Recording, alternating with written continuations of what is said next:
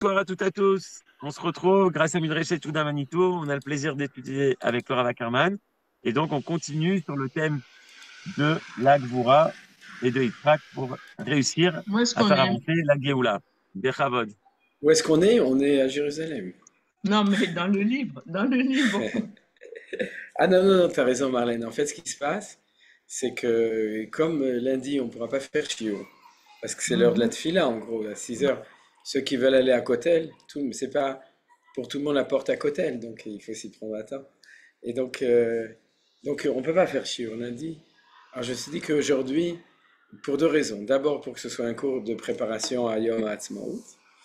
Et la deuxième raison, c'est que le shiur de lundi, alors je sais pas si tout le monde, je suis sûr que tout le monde n'était pas là lundi, mais c'est pas grave, je vais un petit peu résumer ce qu'on a dit pour que les gens qui n'étaient pas là, mais j'ai eu le temps de faire que la moitié du cours, en gros. C'est-à-dire que je vais vous expliquer ce que j'ai pas eu le temps de faire, et il y a aussi une certaine logique dedans.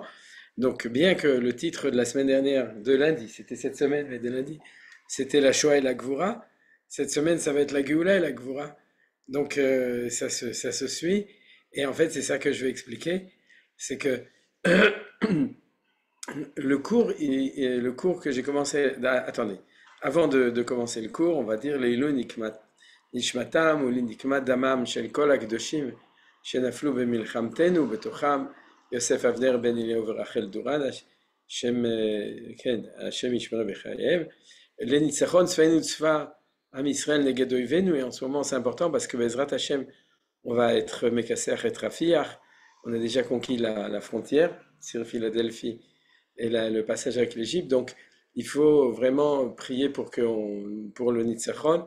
Et bien entendu, Bemakbil, Shmiral Kol Chaylenu, Mikol, Tzara Vetzuka, ou Mikol, Pega, ou Machala, ולרפואת הנפש ורפואת הגוף לכל הפצועים ולכל הנפגעים במלחמה זו, ולפדיון כל החטופינו השבויים בעזה ברחמים גדולים ולשמירה עליהם, אלה נקמת דמם של כל החיילים הגיבורים שנפלו במלחמתנו ושל כל הנרצחים השם ייקום דמם, et aussi que Akadosh Baruch Hu inspire nos dirigeants, que ce soit politique, notre Rosh Mimshala, notre gouvernement, et nos mefagdim de Tzahal, le Ramatkal, et nos mefagdim qui les insistent, qui les inspirent pour qu'ils fassent ce qu'il faut pour qu'on soit victorieux dans cette guerre et qu'on n'ait pas peur. Voilà, donc c'est ça le sujet du shiur, le maaseh, que moi j'ai gâtou betoratra, qui a donné le chem, olech imachem, lilachem, lachem, imoyvechem, lo shiaetrem, venomaramen.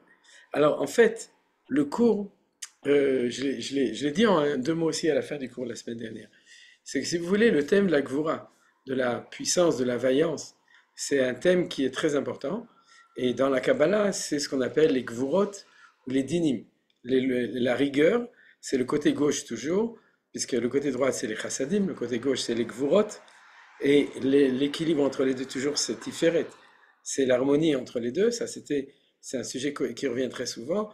Et cette année, comme c'est l'année de la guerre, bien entendu, c'est le sujet sur lequel je voulais parler à propos de la Shoah, mais encore plus maintenant à propos de Yom HaAtzmaut, de Yom HaZikaron, Lechal Tzahal, et de notre temps, en ce moment de notre temps, de cette guerre, Mashenikra Orera Gvuratecha, de réveiller par l'étude et par la compréhension la Gvura de Akadosh Baruch Hu et la Gvura ici en bas de nos soldats. Alors tout d'abord, j'ai oublié Chodesh Tov, puisqu'on est Rosh Chodesh Iyar, premier jour aujourd'hui.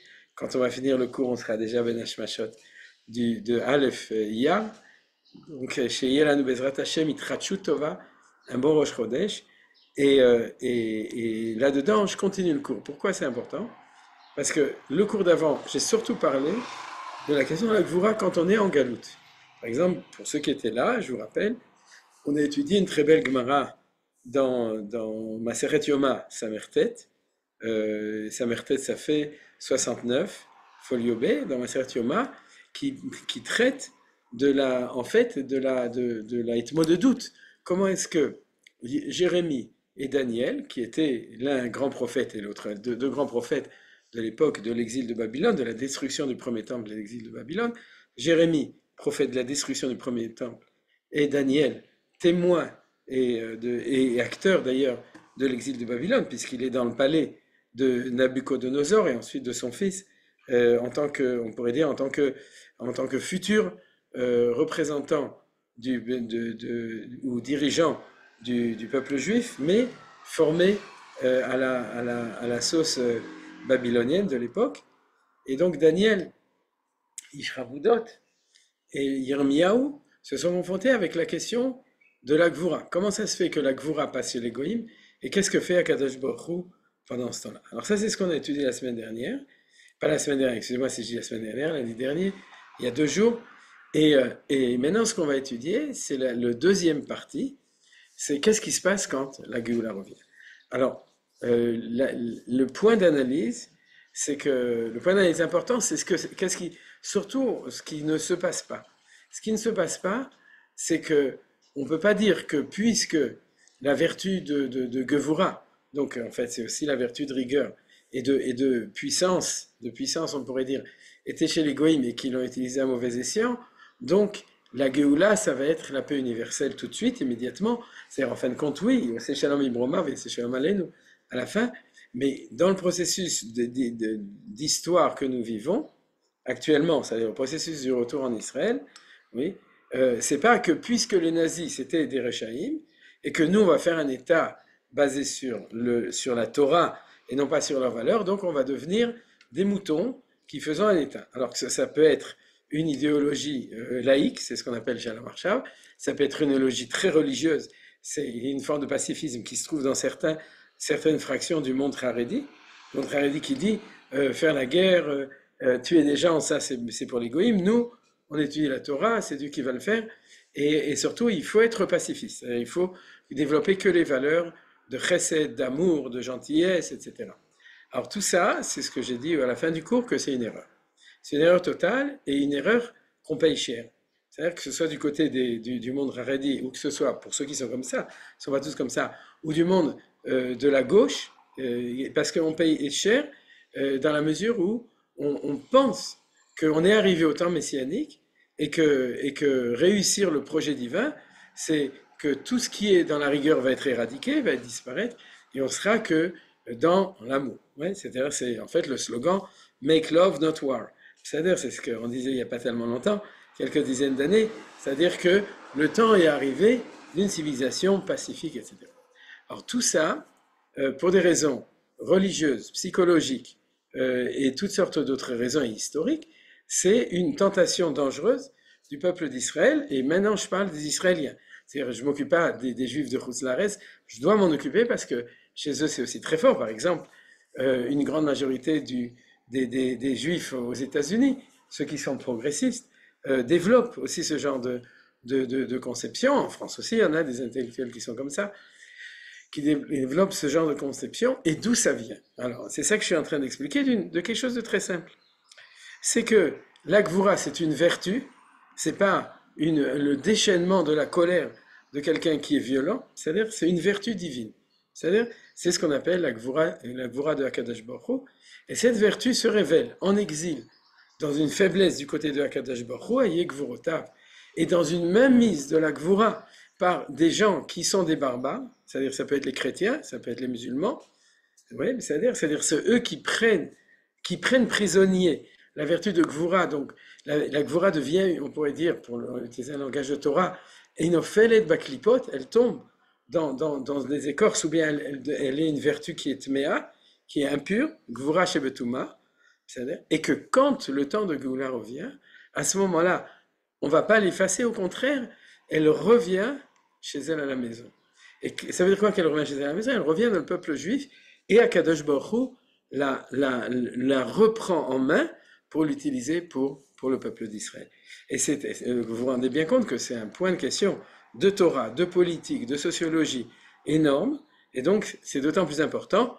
La preuve, c'est que vous êtes d'accord de venir écouter ce que je dis, c'est-à-dire c'est de s'en occuper, d'étudier ça, de réfléchir dessus, de pouvoir aussi avoir les termes et les notions de Torah, de Kedusha, pour pouvoir réfléchir à ce genre de questions. Donc, ça c'est un petit peu, en gros, le résumé du cours de la semaine de lundi, dans lequel j'ai amené beaucoup de sources. Alors, lundi, c'était la Gvura, quand elle est prisonnière chez les Goïms dans la Galoute. Qu'est-ce qui se passe chez Dieu et qu'est-ce qui se passe dans le monde? Et maintenant, aujourd'hui, on va parler de la Gvura. Quand la Géoula revient, regardez le titre. Gvura Bisman Agalut Vechazara, la Gvura Begéoula. Et c'était un peu le titre que vous avez reçu en français. Et à ce moment-là, la définition, c'est qu'elle disparaît pas du tout. C'est qu'au contraire, elle retourne à la maison. Et quand elle retourne à la maison, ça c'est aussi un point qu'on va voir aussi aujourd'hui dans d'autres sources, parce qu'en fin de compte, ce qu'on va faire, c'est qu'on va étudier des sources du temps de la Géoula. Lundi, du temps de la Shoah, de la Galoute, et maintenant du temps de la Géoula. Et le projet réussi, c'est pas ça ou ça. C'est-à-dire, si tu veux être gentil, tu n'as pas le droit d'être rigoureux. Si tu utilises la vertu de Chesed, tu n'as pas le droit d'utiliser la vertu de Gvura, mais c'est le contraire. C'est que si tu n'as qu'une des deux vertus, tu es dans le mensonge. Comme disait Manitou, Shalom Arshav, c'est des gens qui sont des élèves de Avraham, mais ils n'ont ni Yitzhak ni Yaakov. C'est-à-dire qu'ils sont uniquement élèves de la vertu de Chesed de Avraham, et ils sont dans l'erreur. C'est-à-dire qu'ils ne sont pas dans la Torah, ils ne sont pas dans le chemin de Torah Temet. Alors j'ai cité eux, mais ça peut être d'autres choses, ça peut être des gens avec des grands chapeaux, c'est-à-dire avec beaucoup de Torah, mais qui n'ont pas assez étudié Manitou et Rav Kook et la Kabbalah, etc., pour pouvoir savoir faire l'équilibre entre les deux vertus. Ok, d'accord. Donc, si vous avez des questions d'éclaircissement avant que je commence, qu'on commence l'étude des sources, la Malo, vous pouvez ouvrir votre micro. Je sais que Nicole n'a pas de questions, elle le dit. Alors, Azen Sheelot, Veseder Gamon. Et donc, on va pouvoir commencer tout de suite le shiur. Et j'ai pas eu le temps de dire bonjour à chacun, mais on se voit. Donc, Shalom le Kulam, Bechlaliut ou Bepratiyut, le Kol Echad Vechad. Alors, ce qu'on va étudier aujourd'hui, je vais vous envoyer d'ailleurs Bezrat Hashem en parallèle le texte, Blineder, c'est-à-dire en parallèle de l'enregistrement du cours. Je vous enverrai aussi le texte si vous voulez aussi étudier. Les textes qu'on va étudier aujourd'hui, c'est deux choses. On va étudier une Gemara très très bizarre dans la Masechet Shabbat, page 89, folio B. Et ensuite, on va étudier le texte de référence dans le livre de Yeshayahu, sur lequel la Gemara amène son midrash. Parce que le midrash qu'elle donne est basé sur un pasouk, un verset d'Isaïe, de Yeshayahu, chapitre 63, verset 16. Vous voyez, on va tout de suite le regarder. Et donc, on va l'étudier. Ce texte, Manitou le citait souvent, de Gemara. Je ne sais pas combien de personnes parmi vous l'ont étudié. Je connais pas, disons, je connais pas les cours de Manitou, le texte, personnellement, où il l'a expliqué. Je sais que j'ai entendu. Et c'est une Gemara intéressante parce qu'elle est très difficile à comprendre. Et je vous préviens tout de suite aussi, je vais expliquer, mais je ne vais pas tout expliquer parce que je n'ai pas d'explication sur tout simplement. Si vous en avez, vous m'expliquerez. Alors, on va tout d'abord lire la Gemara.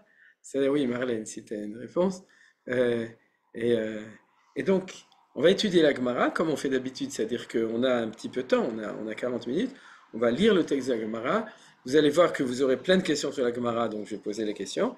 Et on va quand même lier ça avec tout ce qu'on a étudié, ce qui va nous permettre d'avoir une clé de compréhension possible de ce texte de Gemara. Alors nous remercions Steinsaltz, parce que je leur ai pris grâce à nous. J'ai reçu la permission de pouvoir utiliser la traduction de Steinsaltz, donc Todarabah. Rabbi Shmuel Bar Nachmani a rapporté cette exégèse de Rabbi Yonatan. Quel est le sens du verset Isaïe 63,16? C'est le verset qu'on va étudier. Alors, Ki ata avinu, ki Avram lo yeda'anu v'Israël lo yakirenu, ata Adonai avinu, goalenu, me'olam shemer. Donc, c'est un passage qui traite de la Géoula, puisque c'est marqué en bleu ici, goalenu. Donc, Akadosh Baruch Hu est notre sauveur.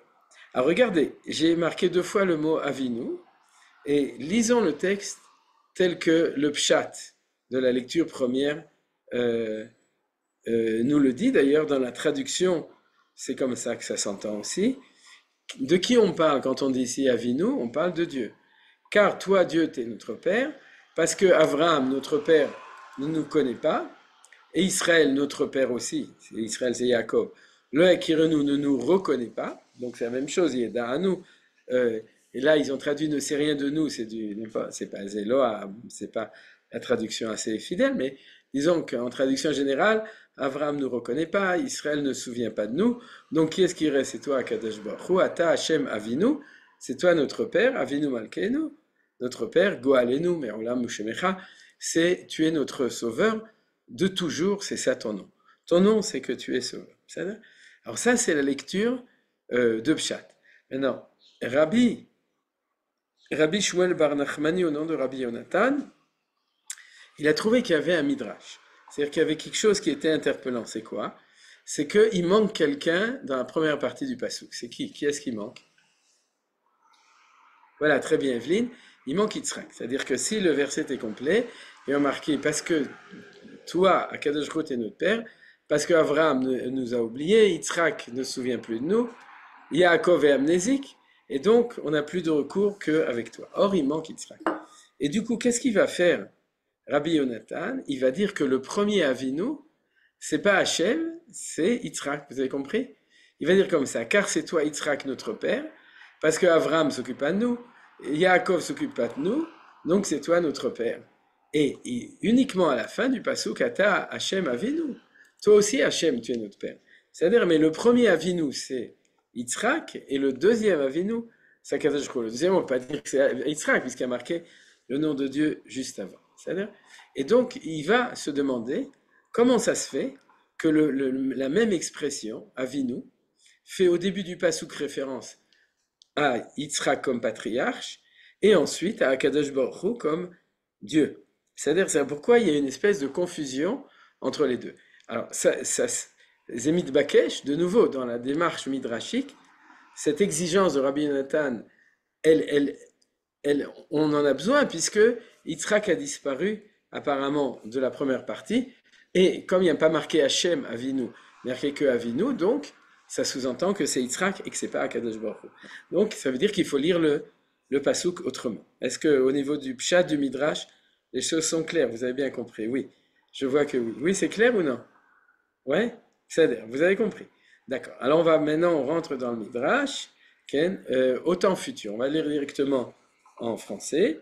Au temps futur, c'est-à-dire quand va arriver la Géoula, puisqu'on s'occupe de Géoula, le Saint béni soit-il dira à Avraham. Pourquoi? Puisqu'il y a marqué Avraham lo yida'anu. Avraham ne nous reconnaît pas, donc tes enfants ont fauté contre moi. C'est-à-dire qu'en fait, il va venir pour faire la Géoula, il va rassembler les patriarches, ouais, et il va dire au triumvirat, il va dire maintenant je vais faire la Géoula, je voudrais bien que vous disiez des mérites sur le peuple juif, mais on a un petit peu un problème parce que la Géoula elle vient alors qu'il n'y a pas que des mérites, c'est-à-dire qu'il y a aussi des fautes. Et donc, il va leur dire, il y a des fautes, mais je vais amener la Géoula, intercéder en faveur du peuple juif. Et Avraham répondra devant lui, Maître du monde, qu'il soit effacé afin que ton nom soit sanctifié. En hébreu, Yimahu al kedushat shemecha. C'est-à-dire que, bon, le Maharsha dit le mot Yimahu, il dit c'est d'où mashmaïs, il y a deux. Est-ce que c'est que les fautes soient effacées parce que l'imrod c'est effacé, ou bien est-ce que c'est les juifs qui soient effacés? Donc, en fait, parce que c'est très difficile. Avraham, qu'il ait la vertu de Chesed, ouais, il dit débrouille-toi, c'est pas mon problème, ils ont fauté. Ben, s'ils ont fauté, tant pis pour eux, c'est tout. Mais vous vous rendez compte, c'est-à-dire qu'Avraham, on est à la fin de l'histoire, et c'est ça qu'il va dire. C'est pour ça que ce midrash est très difficile à comprendre. Alors, le Saint béni soit-il, se dira, je vais informer Yaakov, c'est-à-dire que puisque Avraham ne défend pas ses fils, alors je vais aller chez Yaakov, puisque c'est le patriarche qui a eu de la peine à élever ses enfants. Ayalo tsar gidul banim. Pourquoi? Parce que, Baruch Hashem, non seulement il y a 12 enfants, mais comme on sait, c'est pas que les autres n'ont pas eu, mais c'est lui qui a engendré le peuple d'Israël. C'est-à-dire, c'est lui ses enfants sont à Israël, donc peut-être qu'il va se sentir responsable. C'est ça la pensée de Akadosh Baruch Hu. C'est lui qui les a éduqués, c'était dur, donc il comprend que c'est pas facile pour moi d'éduquer le peuple juif, donc il va être sympa, il va les défendre. Peut-être implorera-t-il la miséricorde en ma faveur, il lui dira, tes enfants ont fauté, banecha chatu. Jacob le répondra devant lui répondra devant lui, maître du monde, qu'il soit effacé pour la sanctification de ton nom. C'est-à-dire qu'il va dire la même chose, Ribono shel olam, imachu al kedushat shemer. Alors, Dieu se dira, il n'y a pas de parole sensée chez les vieux, ni de bons conseils chez les petits-enfants. C'est qui les vieux? C'est Avraham. En fait, en hébreu, c'est pas marqué comme ça, il est marqué lo besave ta'ama, velo bedardeke etza. C'est-à-dire chez le grand-père, Ouais, il n'y a pas de recours, c'est Abraham. Chez le petit-fils d'Ardeke, il n'y a pas de bon conseil non plus. Alors il va aller chez Yitzhak, il se dit. Alors vous voyez que tout ce midrash est très bizarre. D'abord, c'est Abraham et Yaakov qui défendent la vertu de Chesed et de Rachamim. Donc comment c'est possible qu'il dit ça? Et puis en plus, pourquoi est-ce qu'il ne va pas demander au patriarche selon l'ordre? Abraham, d'abord, Yitzhak, il demande d'abord au grand-père, ensuite il demande au petit-fils, et quand il va. Bon, on peut se dire parce que il disait que eux allaient être intercédés en leur faveur, vu qu'ils ont cette vertu. Ça, c'est un peu l'explication du Maharal. C'est dans ces deux sens que le Maharal va expliquer pourquoi il s'est fait comme ça. Il ne voulait pas aller chez Yitzhak parce que Yitzhak, il savait que c'était Midat Adin. Donc, comme il ne voulait pas qu'il y ait le din, qu'il y ait du sardine, que le din s'en aille, donc à ce moment-là, il a demandé à Abraham et à Yaakov. Et puis à ce moment-là, il se dit, je ne sais pas à quoi faire, je suis embêté, à Kadosh Baruch Hu, donc il se tourne vers Yitzhak Avinu. Se tournant alors vers Yitzhak, il lui dira, tes enfants ont fauté contre moi. Et Ezeyofi Baruch Hashem, Yitzhak décide de défendre les Bnei Israël. C'est-à-dire donc, puisqu'il décide de défendre les Bnei Israël, c'est comme ça que la Géoula va venir. C'est-à-dire puisque Yitzhak va les défendre. Alors donc, vous imaginez bien le plaidoyer de Yitzhak Avinu. Il va dire, regarde, c'est des gens magnifiques, etc. Alors on va voir ce qu'il va dire, c'est pas du tout ça qu'il va dire. Alors Yitzhak, pas tout à fait. Yitzhak déclarera devant lui, maître du monde. Ouais, c'est comme ça qu'il a marqué, Ribono Shel Olam, mes enfants et non les tiens, tout d'abord, d'accord? Tout d'un coup, Ken vache ta mère, c'est elle, c'était ton fils, il a fait des bêtises. Ah, c'est ton fils, c'est pas mon fils? Ou c'est mon fils, c'est pas ton fils? C'est les deux. Donc, c'est la première chose que Yitzhak Avinu répond à Kadosh Baruch Hu. C'est mes enfants, mais c'est pas les tiens. C'est-à-dire, lorsqu'au moment de la révélation, ils ont proclamé Naaseh et après ça Nishma, c'est-à-dire, tu les as appelés Beni Bechori Israël, mon fils aîné. C'est-à-dire, dans Shemot 4.22, Am Israël, il s'appelle Beni Bechori Israël. Donc Israël, c'est mon fils. Il a dit, tu as dit que c'était ton fils. Am Israël, c'est le fils de Hachem. Donc pourquoi est-ce que tu dis que c'est mon fils, le fils de Yitzhak des patriarches? C'est aussi ton fils. Donc c'est aussi toi qui es responsable de trouver une solution. Premier argument du plaidoyer de Yitzhak. Ça c'est bien, ça tient la route. Ils ont dit, c'est Mishma, je vous fais remarquer que c'est le dernier midrash, en gros, de tous les midrashim dans Masechet Shabbat, qui parlent du don de la Torah. Donc tous les midrashim sur Kimou et Kiblou, etc., qui sont connus. Ça, c'est Daf Peitet, page 89. C'est le dernier midrash, donc vous voyez qu'il a été amené là-bas à cause ou grâce à cet argument que lorsque le peuple juif dit Naaseh Venishma, il confirme ce que Hachem avait dit bien auparavant, qu'il était le fils aîné de Hakadosh Baruch Hu, béni. Alors maintenant, on va continuer dans la lecture. Donc ceux qui l'ont déjà étudié se souviendront bien. Maintenant, sont-ils mes fils et non les tiens? Oui. Donc ils sont aussi les tiens. Alors maintenant, on va voir le deuxième argument. En outre, combien de fautes ont-ils commises? Alors comment est-ce qu'Yitzhak va faire ça? Il dit, combien sont les années d'une vie pour un homme? 70 ans. Teilim, Tishim, Yud. Oui, Shivim Shana, c'est le temps, Baruch Hashem aujourd'hui, c'est un peu plus long, mais si vous voulez, dans Teilim, la moyenne d'âge historique, c'était 70 ans. Alors il dit comme ça, Yitzhak. Il dit, enlève-leur les 20 premières années de la vie pour laquelle tu accordes l'impunité. Il ne reste plus que 50. D'accord? C'est-à-dire que puisque les 20 premières années de la vie, on n'est pas puni, il ne faut pas le raconter à tout le monde, mais à partir de 13 ans, on est bar mitzvah, mais il n'y a qu'à partir de 20 ans que le tribunal céleste punit les gens. Alors surtout, ne le dites pas aux adolescents, parce que sinon ils vont faire encore plus de bêtises. Mais en tout cas, après qu'ils aient passé les 20 ans, vous pouvez leur dire, c'est-à-dire, j'espère qu'il n'y a pas trop de gens ici qui ont moins de 20 ans, mais en tout cas, c'est bon. Donc il dit, donc il y a 20 ans qu'il ne reste plus que 50 ans, alors ok, d'accord, il reste 50 ans. Ensuite, il dit, enlève-leur encore 25 ans pour les nuits. Pourquoi? Parce que la nuit, ils dorment, ils n'ont pas le temps de faire de bêtises. Déjà, la Gemara, elle est un peu bizarre, parce que là, il y a encore un grand chidouche, c'est que on a 12 heures de sommeil par nuit. Je ne sais pas si vous saviez, hein, c'est-à-dire qu'on peut dormir 12 heures chaque nuit. En tout cas, pour les fautes, c'est pas mal, mais c'est quand même, c'est pas très précis au niveau de la Gemara. D'accord, il dit donc, il reste plus que 25 ans. Vous avez vu, on a commencé de 70 ans d'espérance de vie, On est arrivé à 25 ans de vie.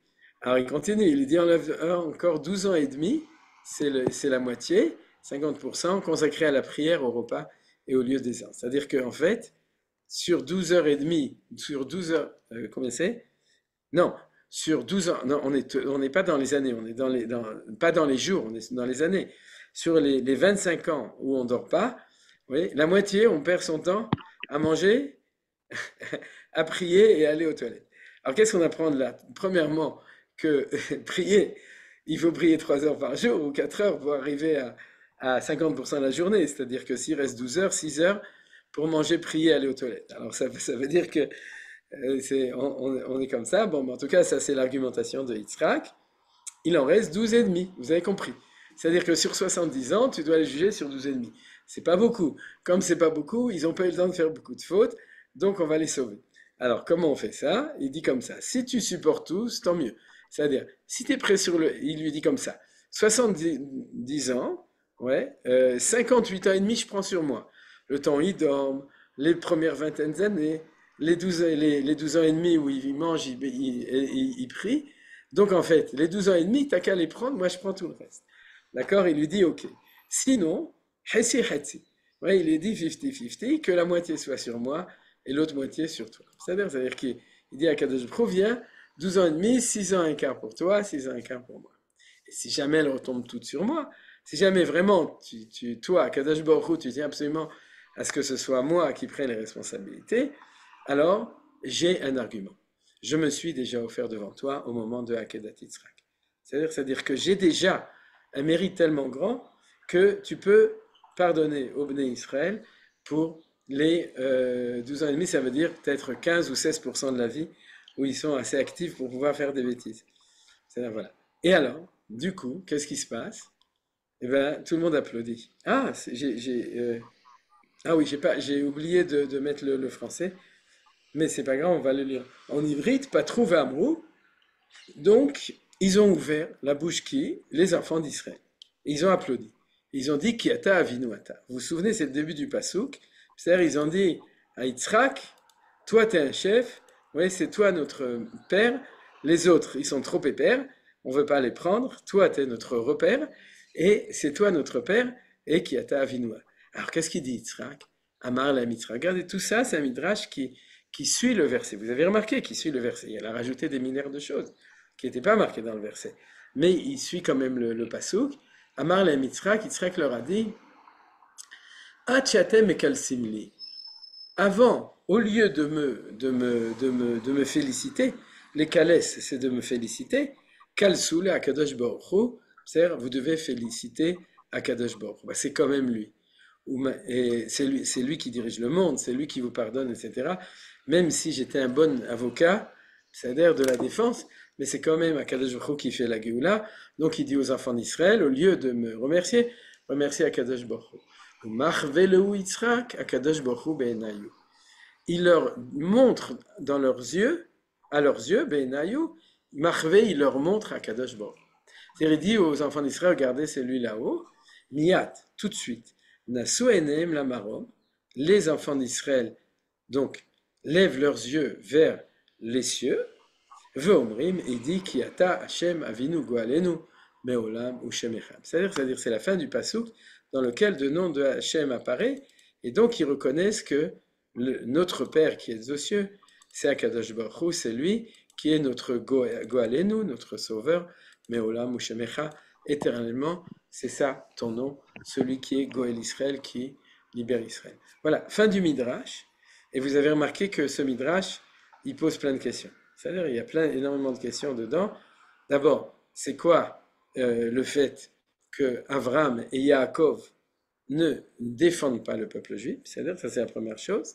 C'est très très difficile à comprendre la réponse cruelle a priori. C'est-à-dire, et en tout cas qui ne correspond pas à la vertu de Avram et la vertu de Yaakov, Chesed et Rachamim. Vous savez, on utilisait toujours Chesed din Rachamim.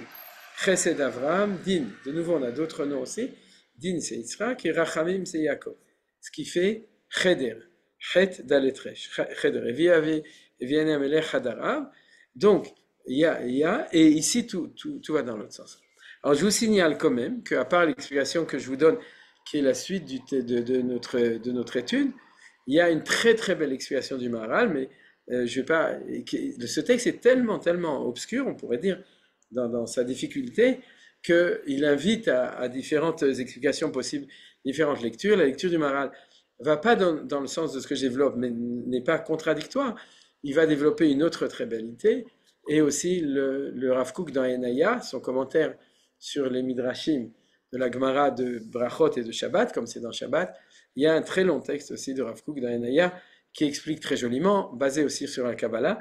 Les deux se basent sur la Kabbalah, puisqu'ils vont aller dans le sens des vertus de Abraham, de Yitzhak, de Yaakov, pour expliquer tout ça. Et moi, je vous propose une troisième explication. Et comme je l'ai dit depuis le début, dans les grandes lignes, mon explication, elle va tenir la route. Dans les détails, j'ai pas une explication sur tout, c'est-à-dire sur la réponse de Abraham et de Yaakov, je vais donner une explication, mais je pense qu'il faut encore développer un petit peu. Et aussi, une autre question, si on continue dans le Midrash, après qu'il va chez Yitzhak Avinu, le début de l'argumentation de Yitzhak, je comprends très bien. C'est-à-dire, c'est tes fils, c'est pas mes fils, c'est tes fils, c'est Beni Bechori Israël, donc c'est pas moi. Et puis, après ça, ou bien au moins 50-50, mais après ça, la discussion de marchand de tapis. C'est-à-dire, je ne savais pas que Yitzhak Avinu était spécialiste de marchandage de chouk. C'est-à-dire, il dit, allez, enlève 20% de réduction, d'accord, ok, d'accord. Et puis après, alors 30% de réduction, encore 10%, etc. Comme ça, c'est vraiment rigolo, mais c'est très difficile. Alors là-dessus, j'ai pas vraiment une réponse, si ce n'est que dans le système, dans la pensée de la rigueur, on est dans les calculs. C'est-à-dire qu'on n'est pas dans des arguments de philosophie, de spiritualité, etc. On est dans la rigueur. Yitzhak, lui, il est comment ça s'appelle ça, expert comptable. C'est-à-dire pourquoi? Parce que il est dans la rigueur, donc c'est pour ça qu'il discute de cette manière. Mais c'est pas suffisant pour expliquer un beau midrash comme ça, pour tout expliquer. Alors, ce que je vais vous proposer, c'est comme ça. C'est que, en fait, quand Dieu va vouloir, pour revenir dans le développement qu'on a dit, quand Dieu va vouloir ramener le peuple juif avec tous ses problèmes, c'est-à-dire, il va, en fin de compte, le Midrash veut nous dire que la Géoula viendra par la restitution de la force, de la vertu de Yitzhak. C'est-à-dire, c'est Yitzhak le héros de la Géoula. Parce que ce qui manquait tout le temps, c'était la vertu de Yitzhak. Par contre, la vertu de gentillesse de Abraham, comme je vous dis, je parle à l'intérieur du peuple juif, la vertu de Rachamim, de Yaakov Avinu, ça existait toujours. Et comme à Kadosh Baruch Hu, et ça explique pas la réponse Imachu al Kedushat Shemecha, mais ça explique l'incapacité de Abraham et de Yaakov de pouvoir être ceux qui soutiennent la Géoula. Vous comprenez dans ce sens?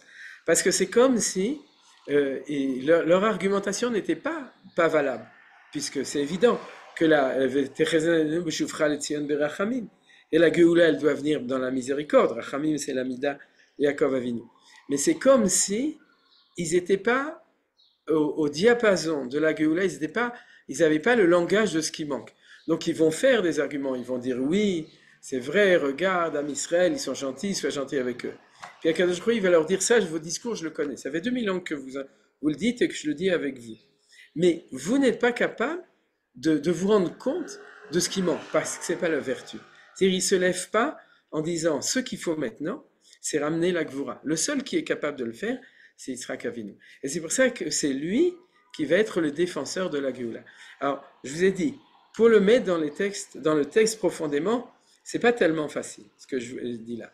Mais au niveau si quelqu'un veut m'aider, je serais très content, si vous avez des idées, c'est-à-dire pour essayer de bien faire coller cette idée dans le texte, mais dans une vision plus générale, si on reprend le verset qui sont d'Oresh, et que Rabbi Yonatan, il a été d'Oresh, et le fait qu'il se rend compte que la Géoula viendra par le mérite de Yitzhak, vous vous souvenez, c'est le titre de ça, c'est ça que le Midrash veut nous faire remarquer.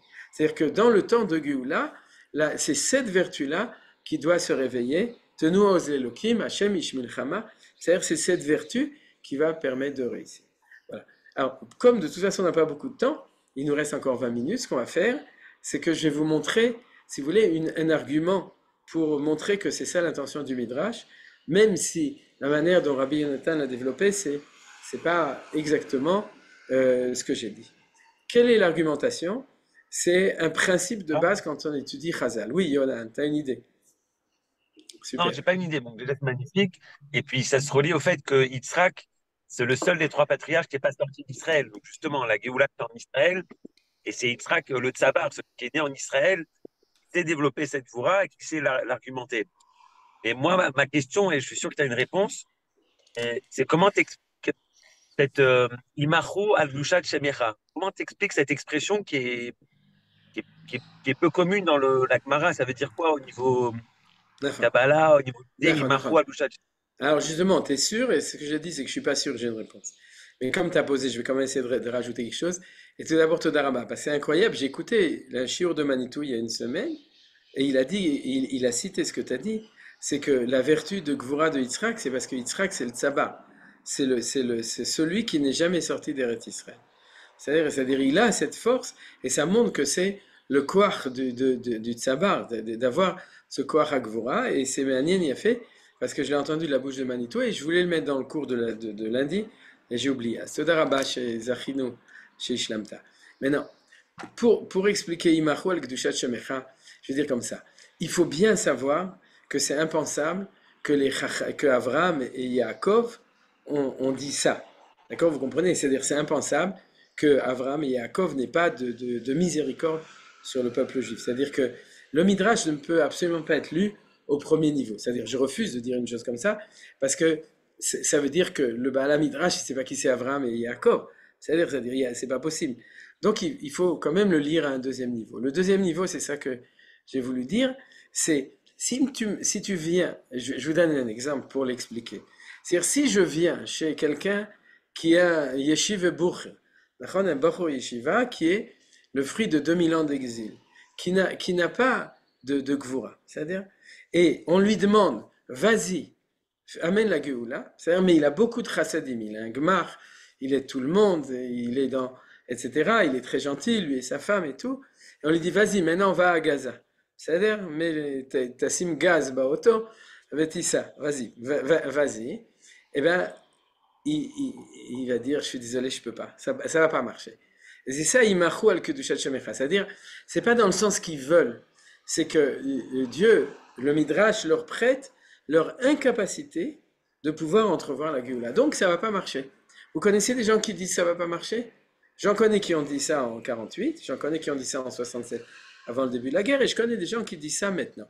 Oui, mais je te montre que ça marche. C'est-à-dire, ça, elle a répondu, le peuple juif a répondu, oui, mais il y a les gauchistes, et puis c'est pas assez fort, puis on écoute trop les Américains, et puis tout à fait d'accord. C'est-à-dire, mais est-ce que ça veut dire que ça va pas marcher? Non, pourquoi? Parce que tu as les yeux qui voient aussi la Gvura. Par contre, Avraham et Yaakov sans Yitzhak, hein, ça c'est ce qu'on va voir tout de suite, c'est ce qu'on a dit, c'est-à-dire Yaakov de sa vertu mais sans le côté de Yitzhak, c'est-à-dire quand il est que du côté de Avraham, c'est-à-dire à ce moment-là, il va dire, et c'est comme ça qu'il va dire, ça va pas marcher. Imachu al Kedushat Shemecha, c'est je suis désolé, je sais pas quoi faire. C'est-à-dire, je voudrais bien, et les arguments que je vais te dire, dit à Kadosh Baruch Hu, c'est lo Yahazor, c'est pas ça. C'est-à-dire, tu es en dehors de la plaque. C'est-à-dire que tu n'es pas là pour pouvoir faire. Alors, c'est comme ça que je vais expliquer le Imachot Kedusha. C'est pas, il se lève, il dit, ah, ils s'en foutaient, ben, qu'ils aillent se faire voir. C'est-à-dire que je les aime pas, ou tu as raison, ou des choses comme ça. D'abord, Akadosh Baruch Hu, il n'a pas dit qu'il fallait les effacer. Mais c'est une espèce de comment tu vois les choses. Imachot, Animitster, je suis désolé, je vois pas comment résoudre le problème. Je n'entrevois pas selon ma vertu. C'est ça que je veux proposer comme lecture de ça. Alors, ce que j'étais en train de dire avant que Johan intervienne, c'est qu'il y a un grand principe dans l'étude de la Torah. C'est que, j'avais entendu de Rav Yoel Binoun une fois, il y a très très longtemps, mais c'est un klal gadol. Quand le Midrash, il explique des psukim, si tu veux comprendre le Midrash, ouvre le Tanakh ou le Chumash, et lis le Pérec entier. Ne lis pas que le verset, et crois que tu as compris le Midrash, comme je vous ai fait. C'est-à-dire, je vous ai montré comment le Midrash, il a extrait ça d'une certaine chose bizarre dans le Passouk. Le fait que Yitzhak en tant que patriarche n'était pas mentionné dans le Passouk. Mais c'est pas suffisant. C'est-à-dire celui qui croit qu'il a tout compris, il n'a pas compris. Il faut ouvrir le Tanakh, il faut lire le Père en entier et comprendre que, en fait, le Baal HaMidrash, il va comprendre le sens global du passage et il va sortir ce sens par une lecture qui est une lecture d'exégétique midrashique, c'est-à-dire qu'il le sort d'une lecture originale d'un verset. Et ça, c'est classique dans la lecture de Chachamim, c'est-à-dire ça peut être un verset de la Torah. Oui, il va dire, oui, Etzada Tovara, il y a un vav au milieu, donc ça veut dire ça, mais en fait, si tu n'as pas lu toute l'histoire du début jusqu'à la fin, tu ne vas pas comprendre comment il sort ça de ce mot ou de cette lettre. Alors, c'est pour ça que ce qu'on va faire maintenant dans le quart d'heure qui nous reste, c'est qu'on va étudier Yeshayahu, chapitre 63, ce chapitre-là, et vous allez voir qu'à la lecture du chapitre, on va voir que le thème, c'est la Gvura dans la Géoula, du début jusqu'à la fin. Donc, comme c'est le thème de la Gvura dans la Géoula, avec beaucoup de choses jusqu'à ce qu'on arrive à notre passou qui est l'avant-avant-avant-dernier, c'est-à-dire qui est à la fin, on va voir que Kaniré, Rabbi Yonatan, il a voulu montrer par cette chose-là cette idée que je vous propose. Alors je lis en hébreu comme d'habitude, vous lisez en français si vous préférez. Je crois que c'est assez grand, on peut même encore l'agrandir un tout petit peu, voilà. Comme ça, c'est assez lisible. C'est-à-dire, Mi zeba me'edom, hamuz begadi mi botzra, ze adur bilvusho tsoe berov kocho, ani bedaber bitzakar rav leoshia. Rashi nous explique que Yeshayahu, Isaïe, il parle comme si c'est Dieu qui parlait. C'est-à-dire qu'il pose la question qui est-ce qui vient de Édom, c'est-à-dire c'est-à-dire que, en fait non, c'est Yeshayahu qui parle, mais il parle de Dieu. Alors tout d'abord, ce qu'on va remarquer, c'est que de ce point de vue-là, c'est pas comme en ce moment, parce que Dieu, il est en train de régler les comptes, non pas avec Ishmaël, mais avec Édom. De ce point de vue-là, c'est différent, mais comme le thème général, c'est le retour de la Gvura dans la Géoula, bien entendu, on n'est pas censé être Giborim que vis-à-vis de Ishmaël. On est censé être Giborim de manière générale et on ne sait pas ce qui nous attend après. Parce que Bezrat Hashem, tout va bien se passer, mais on n'a pas encore fait Nekama dans le monde de Esav, sur tout ce qu'ils ont fait depuis la destruction du temple jusqu'à la libération d'Auschwitz. C'est-à-dire que Yeshanu Cheshbon Aroch, Khurban Bet Hamikdash, les pogroms, l'inquisition, la Shoah, etc. Donc tout ça, on est encore en attente, et de ça, Yeshayahu parle en tant que phénomène de Gul. Donc, Hamoud Bugadim Botzra, est-ce que c'est Bassora? Si c'est Bassora qui est au sud de l'Irak, à ce moment-là, comme certains veulent le dire, à ce moment-là, ça veut dire qu'on s'occupe aussi des Arabes. Zadur Bilvusho, donc Ani Bedaber Zakar, Rav Leoshia. Vous voyez que le thème, c'est la Yeshua, que Akadosh Baruch Hu, il est en train de faire la Géoula, et on est, vous voyez, avec Tsoe Berov Kocho, c'est-à-dire qu'il y a la force, la puissance, etc. Madoua aldom lilvushecha ubgadecha kedorech begat, du vendangeur qui fout le pressoir. Alors pourquoi les habits sont rouges? Vous avez compris pourquoi? Pourquoi? Parce que quand tu foules les raisins, ouais, eh bien tes habits ils sont tout rouges, parce que les raisins ils sont rouges. C'est-à-dire donc en fait, on demande pourquoi les habits de Akadosh Baruch Hu sont rouges. Et en fait, c'est une métaphore pour le sang que Akadosh Baruch Hu va verser lorsqu'il va faire Nekama Bagoui. C'est-à-dire que et donc on parle, vous voyez, de la force, de la puissance, c'est une voix, c'est pas la seule, qui est violente, c'est-à-dire de la vengeance de Akadosh Baruch Hu pour Edom et Botzra. Pura darachti levadi u'ma'amim enishiti, vadrechem be'api vermesem bechamati, veyez nitzcham al begadai v'chol malbushai egalti. Donc, Egalti, c'est Minachon Go'al Nefesh, avec un Aïn, mais il y a un jeu de mots, c'est-à-dire on parle aussi de Géoula. C'est-à-dire une Géoula qui est avec le fait que les habits de Dieu sont souillés avec justement tout ce qui est éclabousse dessus, Vaïes avec éclabousse, parce qu'il est en train de presser, d'être d'horaire, c'est-à-dire d'écraser ses ennemis, nos ennemis. Et une chose qui fait remarquer, Umeamim enishiti, c'est-à-dire que quand je fais ça, je le fais tout seul. Pourquoi? Parce que personne ne m'aide.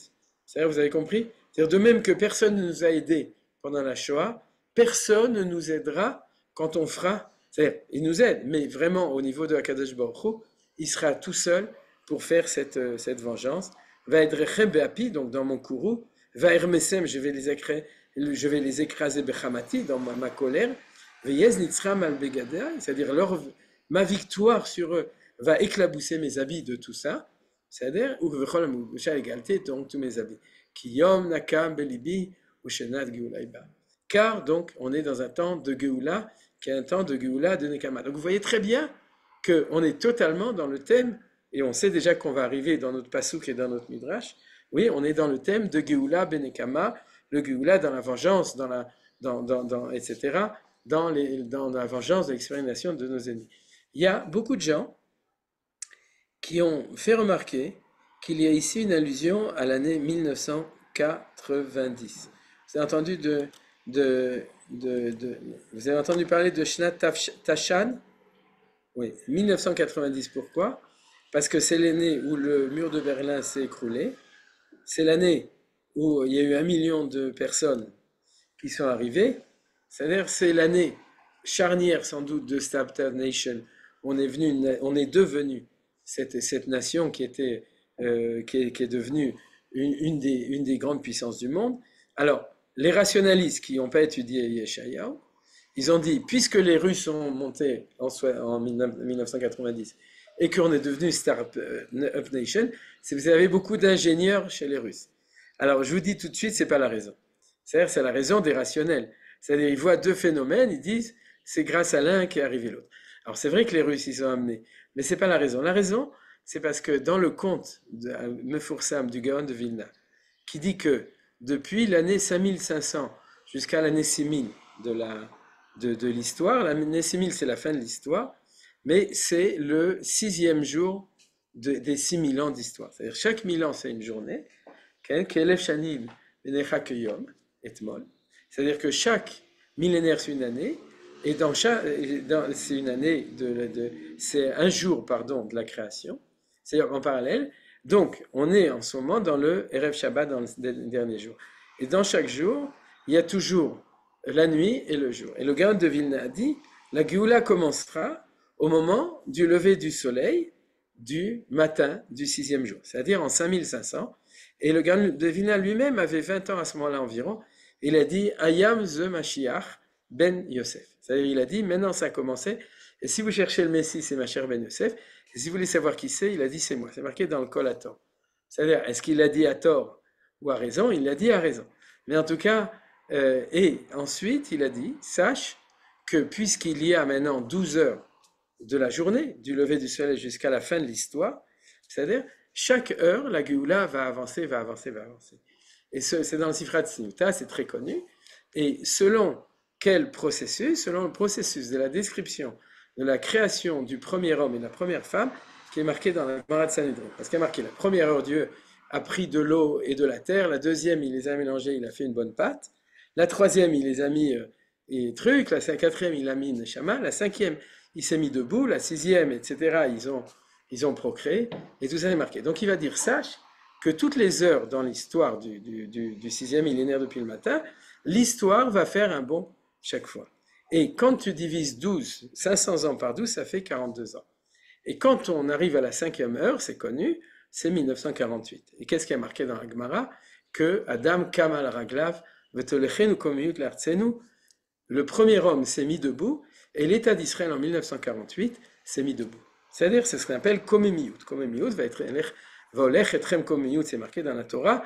Rachid dit Bekoma Zekufa, et c'est quoi Bekoma Zekufa? Peuple dominateur et fier de lui. C'est-à-dire, c'est ça Koma Zekufa, c'est d'être droit, donc d'être Gibbon. Et ça a commencé en 1948. Et c'était la 5e heure du conte du Gaon de Vilna, qui était secrète jusqu'à là, de Sifrat Tzniuta. Et puis, il faut rajouter 1 heure pour voir le bon suivant, on est arrivé en 1990. C'est-à-dire, Shnat Tashan. C'est pour ça qu'il y a beaucoup de rabbanim, par exemple Raphaïm David Alevi, qui 10 ans avant avait déjà écrit dans Aseh Lecharav Chelek-Shtayim, il avait déjà écrit, sache que dans 10 ans, c'est 1990, c'est le conte du Gaon de Vilna, et ça va arriver. Alors la prochaine fois, c'est quand? Rajouter 42 ans, ça fait en 2032. Bon, c'est bientôt, c'est dans combien de temps? Dans 8 ans. Ça, on se retrouve dans 8 ans, et on fera un petit chiour sur ce qui sera passé à ce moment-là. Mais en tout cas, C'est pour ça que je vous dis, c'est pas à cause des Russes. C'est parce qu'on était en Tachan que tout a basculé d'un nouvel échelon, entre autres. Là, il y a des Russes. D'un autre côté, explosion économique, il y a encore beaucoup d'autres choses qu'on ne sait peut-être pas encore analyser. Et c'est pour ça que beaucoup l'ont vu de l'allusion dans Ushenad Geoula Iba. C'est-à-dire que le Tachan est marqué ici. Et l'année de Geoula, ça va être l'année Tachan où on va avoir avancé. Alors on continue. Va abit ven ozer veishtomem ven somer, va toshia lizroi vachamati isemartani. C'est-à-dire que je regarde à droite, je regarde à gauche. Est-ce qu'il y a quelqu'un qui veut m'aider à l'ONU? Est-ce qu'il y a des États qui sont prêts à voter pour moi à la haie? C'est-à-dire, ou est-ce qu'ils sont de l'autre côté de la haie?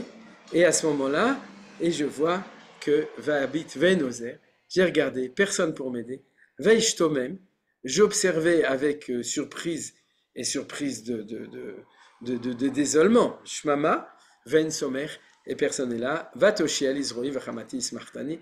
Donc, si c'est comme ça, c'est moi. Ouais, c'est moi qui fais les choses, parce que s'il faut faire, alors je fais. Akadosh Baruch Hu.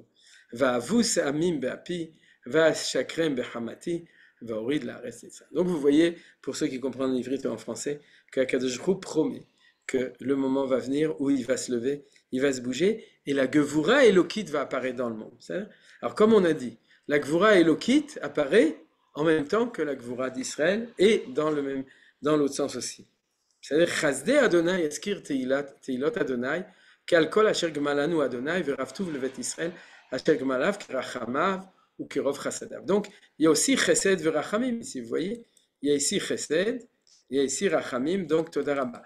Et d'ailleurs, si vous regardez bien ce verset, c'est la base du texte de Birkat HaGomel.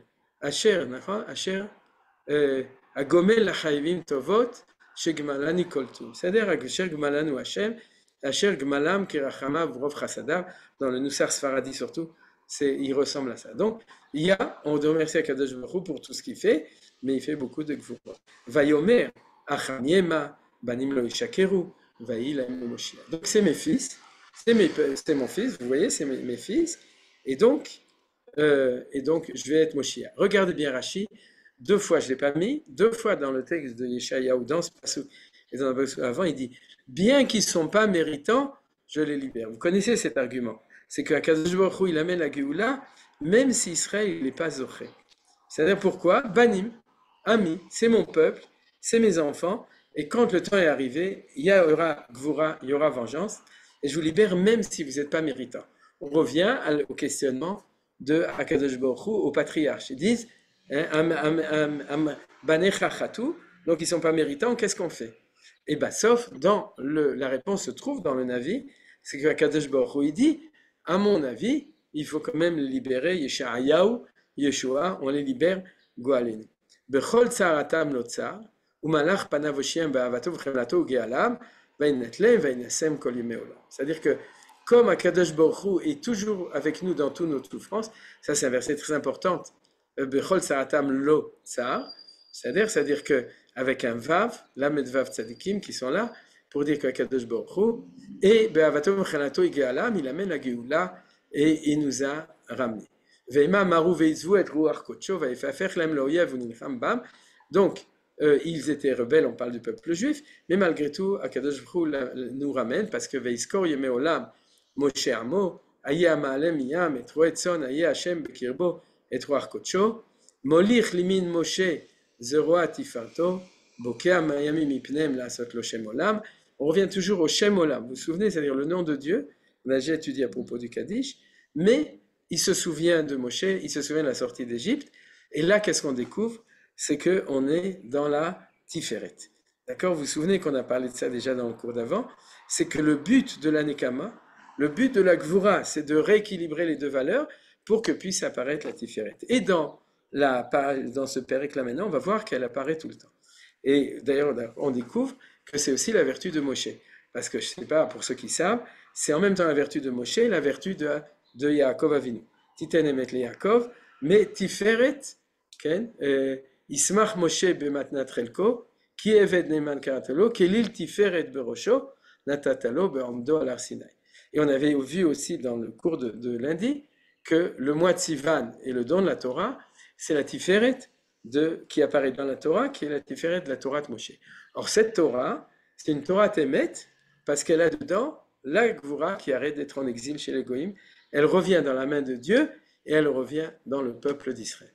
Et à ce moment-là, donc, elle apparaît ici, dans la prophétie. Molicham bateomot, Kassus bamidbar, loikashelu. Donc, il nous amène dans les Théomot, c'est le passage de la mer Rouge. Ensuite, Kassus bamidbar, je ne sais pas pourquoi il parle d'un sous, mais en tout cas, c'est parce qu'à chaque fois, on lui a dit sauve-nous SOS, c'est-à-dire, mais en tout cas, il nous a guidés dans le désert. Kabema bebika tere, ruach Adonai tenichenu, ken yakta amcha lasot lecha Hashem tiferet. Donc, vous voyez que la notion de tiferet est permanente dans ce chapitre maintenant de la Géoula tel que Akadosh Hu l'amène. Abet mishamei merem izvul kodshecha vetifartecha, ayekinatcha vegvuratecha, amon meecha verachamecha elai tapaku.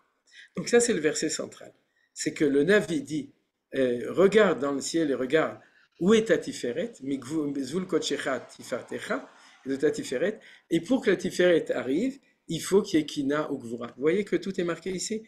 Où est ta kina et où est ta gvura? Amon meecha verachamecha elai tapaku. Pourquoi tu t'es retenu pendant 2000 ans et où était ta kina et ta gvura pendant 2000 ans? Et maintenant, elle sort.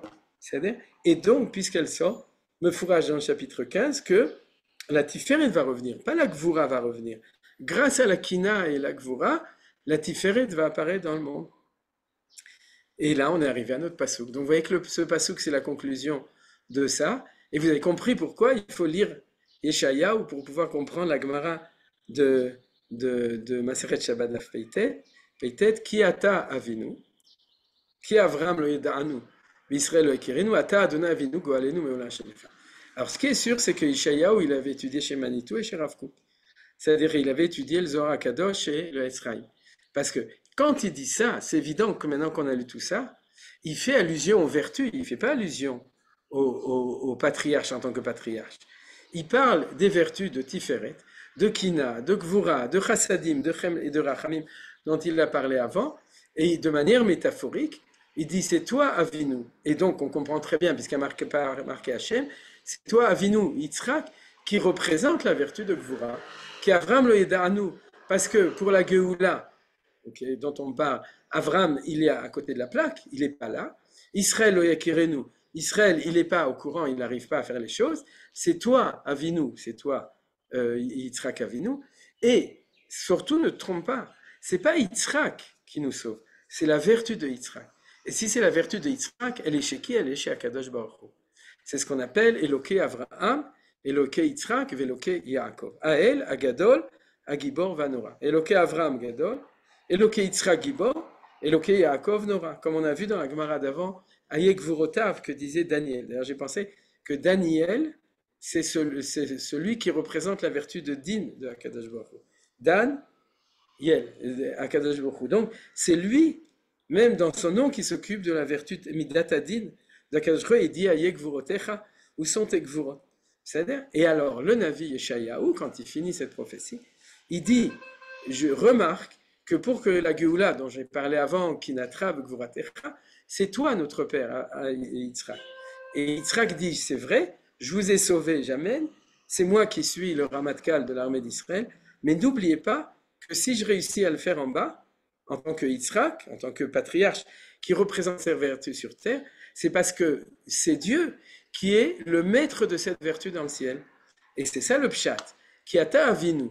Tu es notre père Yitzhak, mais en fin de compte, ata Hashem avinu.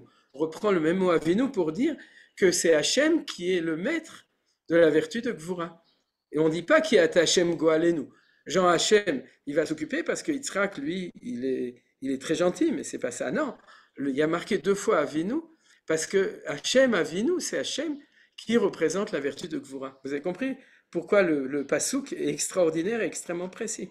C'est-à-dire, qui ata avinu, c'est toi Yitzhak qui est la midat Gvura qui va amener la Géoula, mais en fin de compte, si on réussit ici en bas, c'est parce que c'est Hashem avinu, c'est Hashem qui lui est porteur de cette vertu.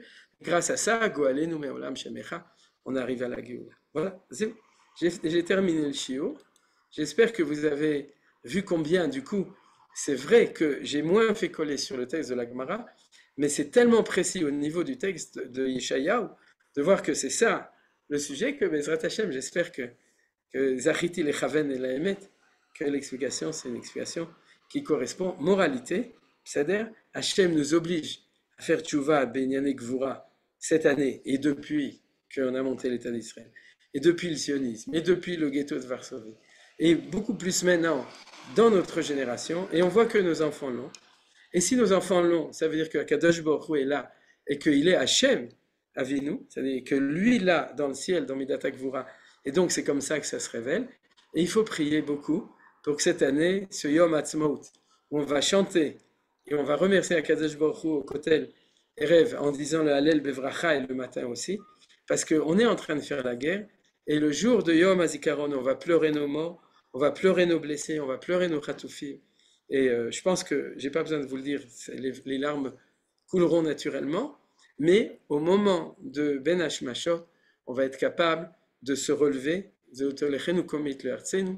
voir la grandeur de Akadosh Baruch Hu, les Nissim Veniflaot qu'il nous a fait et qui continue à nous faire.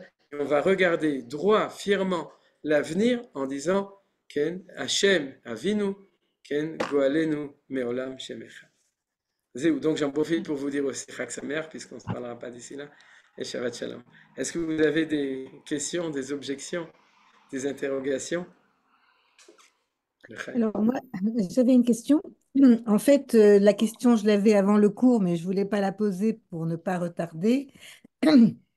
J'ai un peu eu une explication d'après ce que vous venez de dire. Donc lundi, vous aviez dit que donc Abraham, c'est le Chesed, et vous aviez lié aussi aux 3 mois Nissan, Iyar et Sivan.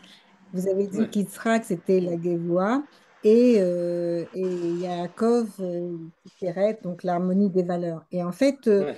je me demandais pourquoi la vertu de Gévoua était pour Yitzhak, parce que de ce que l'on connaît d'Yitzhak, je ne sais pas, je pense qu'il était très introverti. Il a pas, on n'a pas vu, dans Abraham, on a vu son recède, il a défendu Sodome et Gomorrhe, il a défendu, il a été prolifique, etc. Alors, est-ce que cette Gévoie qu'on accorde à Yitzhak, il y avait autre chose qu'il ait fait pour qu'on lui attribue cette vertu? D'après ce qu'on a vu aujourd'hui, il y a une partie évidemment qui l'explique, mais est-ce qu'il y a autre chose qui explique Ouais. qu'on lui attribue cette vertu? Ouais. C'est une bonne question. D'après hier, mon oncle avec qui je parlais m'a aussi posé la même question.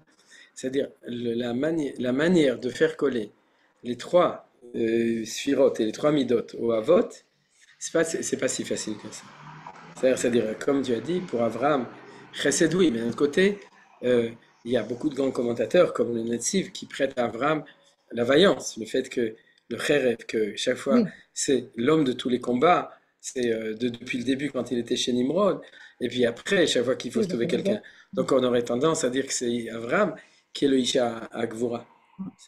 Mm. Et la même chose chez Yaakov Avinu, est-ce que Yaakov, c'est Midat Tiferet, c'est l'harmonie, c'est aussi difficile.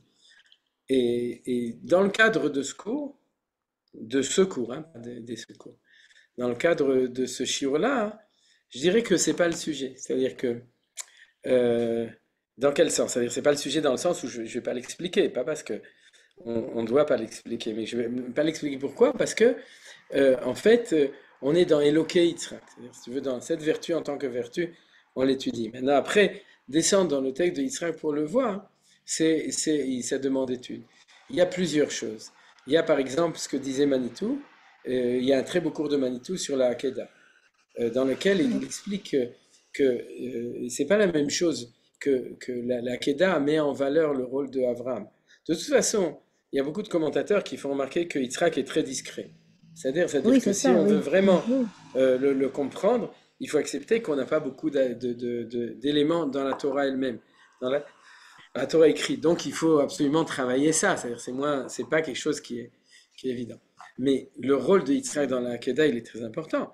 C'est que Vailchu Shenem Yahdav, c'est qu'il accepte d'être un Ne'ekad, un Oked ve un Ne'ekad. D'accord? C'est-à-dire Abraham, c'est le Oked et Yitzhak, c'est le Ne'ekad. Et le cours de Manitou, c'est de dire que c'est cette acceptation qui est la vertu de Din. C'est quoi la vertu de Din? C'est que si jamais Dieu m'a donné la vie, toute ma vie appartient à Dieu, donc selon la rigueur de la justice, en fait, à ce moment-là, je dois lui rendre ma vie, c'est-à-dire Messirut Nefesh à 100%, pour la bonne cause, puisque, donc même jusqu'à la possibilité d'être Neika, puisque c'est comme ça. C'est-à-dire l'abnégation totale, c'est une vertu de Gvura, par exemple. C'est-à-dire la générosité, c'est une vertu de Chesed. L'abnégation, dans tous les sens, la Messirut Nefesh, etc., c'est une vertu de Gvura. Maintenant, la Gvura comporte énormément de choses. Ça, c'est un exemple. Ce que Yohan a dit sur le fait que c'est celui qui est en Eretz Israël, c'est-à-dire il a la rigueur du fait qu'il est ici, qu'il a toujours vécu ici, qu'il va être justement très cadré dans sa vie, etc. Le fait qu'il s'est marié avec une seule femme, par exemple, aussi, etc.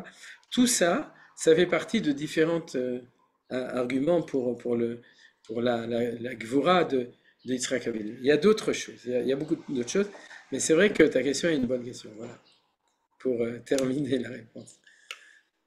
Encore? בסדר. יש עוד?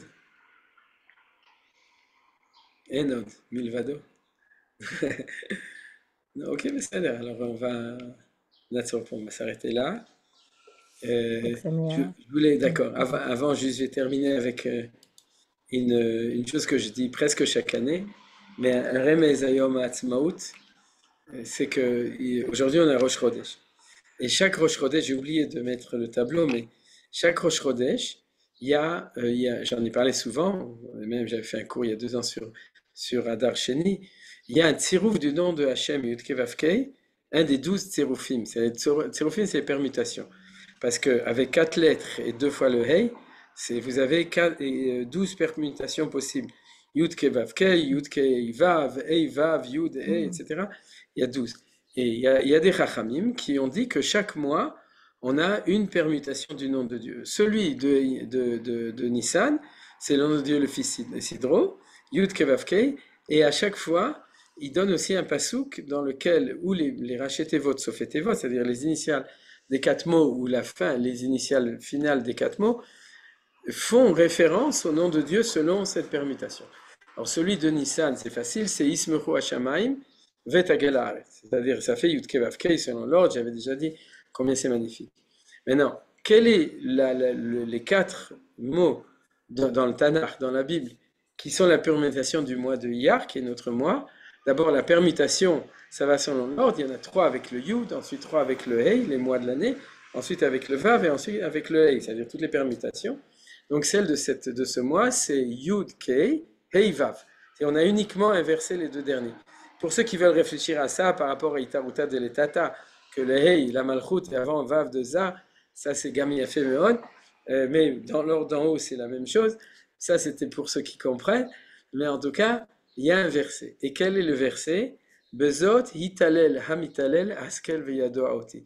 Yitalel, Hamitalel, Askel, Veyadoa, ça fait Yudhei, Eivav. Et c'est le verset qui est marqué pour dire qui est. Or, qu'est-ce qui est marqué dans ce verset? C'est dans celui-là, donc dans ce mois. Yitalel, on dira le Hallel. Hamitalel, celui qui dira le Hallel. Parce qu'on va dire 2 fois le Hallel. Ayom Ha'atzmaut, Ayom Yerushalayim. Et avant, on ne le savait pas. Et qui est-ce qui va le savoir? Askel Veyadoa Oti, celui qui a suffisamment de connaissances de Torah pour me connaître. Donc, ceux qui ont le Sechel et le Diat Hashem, alors il saura que dans ce mois vont apparaître 2 Hallel nouveaux, spécifiques, qui sont celui de Yom Ha'atzmaut et Yom Yerushalayim. Chag Sameach, et Bezrat Hashem, on se retrouve mercredi prochain. Toda Rabba.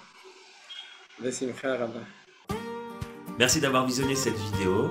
Je vous invite à vous abonner à notre chaîne InMode pour plus de replays, de conférences, de cours, d'interviews. Cliquez sur le bouton juste ici et vous êtes abonné à l'InMode. À très bientôt.